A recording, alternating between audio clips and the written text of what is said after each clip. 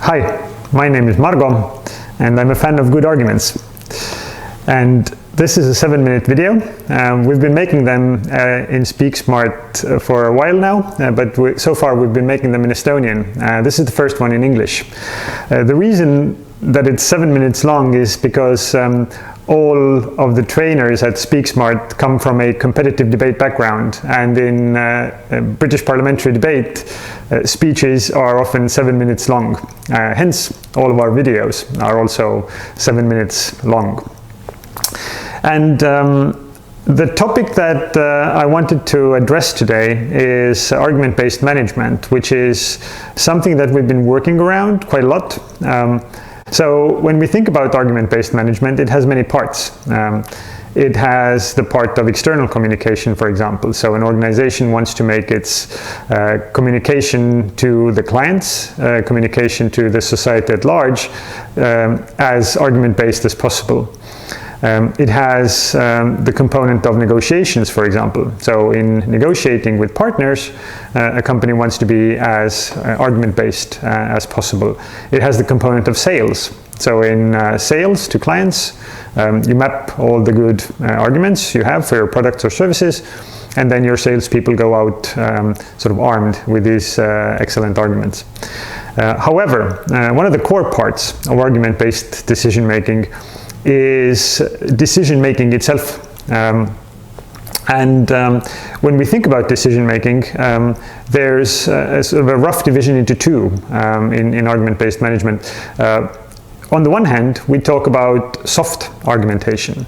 Now, soft argumentation means that essentially the decision-making process itself is not altered, but the way that decisions are communicated is altered. So decisions are made however they are made, either based on the gut feeling of the manager or by voting in the management.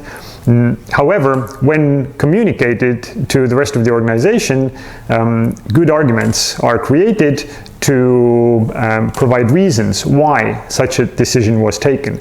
And different studies have shown that with the younger workforce, this is increasingly important. People want to understand the reasons behind decisions. They don't accept decisions if they don't understand them. However, on the other hand, in argument-based management, we have what's called hard argumentation. And in hard argumentation, we alter the decision-making process itself. So before a strategic decision is made, all arguments, all relevant arguments anyways, are mapped, discussed, and then based on these arguments, a decision is made in the organization. Now, this is interesting because if we take a case of a company, let's take a security company. So suppose I own a security company, and my security personnel needs to get around from one building that we're protecting to another building, and I need transportation for them. So I need them to have cars or motorbikes or whatnot, and I need to make a decision which ones to buy. Now, each of the producers will have their own arguments, and also people within the organization or departments within the organization will have their own arguments, which brand or which type of car or vehicle to purchase. And if we just gather the good relevant arguments, it does not lead us to a decision. We need something more, because we can keep coming up with these arguments or keep talking about these arguments and no decision emerges. We need what's called a criterion. Now, what's a criterion? A criterion is something we use to weigh arguments in order to decide which arguments are the best, the highest quality arguments for this particular decision. So for the example that we brought, it could be total cost of ownership. So we look at whichever vehicle has the lowest total cost of ownership, and we purchase that vehicle based on the arguments provided by different producers or providers of those vehicles.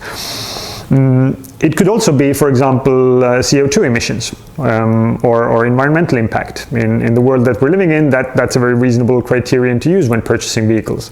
So whichever vehicles over their entire lifespan will have the least amount of CO2 emitted will be the vehicle to purchase. And then all the arguments, the relevant arguments, will be about which vehicle has the lowest total CO2 emissions. If we don't have a criterion, the decision-making process will take unnecessarily long, and it might not reach a decision at all. I have an exercise for managers that I do at my argument-based management trainings where I put them into a case discussion scenario, and they need to make ethical choices or give ethical judgments about people's behavior in a particular company. And the teams who have learned about the criterion and start out by setting a criterion solve the case study considerably quicker than the ones that do not set the criterion and simply start by coming up with arguments and then countering arguments and then discussing between those arguments, but that they're unable to weigh because either they don't have a criterion or they have many different criteria. So having one is important. Preferably, having one before we start coming up with arguments is important. And oftentimes they pre-exist in an organization. So we will have something called organizational values. And you can use organizational values as criteria to weigh which arguments are more relevant in a decision-making situation. Or you can have an organizational mission, for example, and you use the mission of the organization as the criterion to decide which arguments are more relevant. So it may already exist in your organization, but if it doesn't, it's useful to create the criterion first and then start coming up with arguments rather than the other way around, which just makes the conversation longer in the organization. And finally, in real life situations, we often do not have one criterion. We have multiple criteria. That takes us into a whole new area which we do not have time for in this 7-minute video. It's called MCDM, or multi-criteria decision making. It's an exciting area to look at, but having a criterion, just having one, makes argument-based hard argumentation decision making a lot quicker and a lot easier. So thank you for watching, and I wish you all good arguments.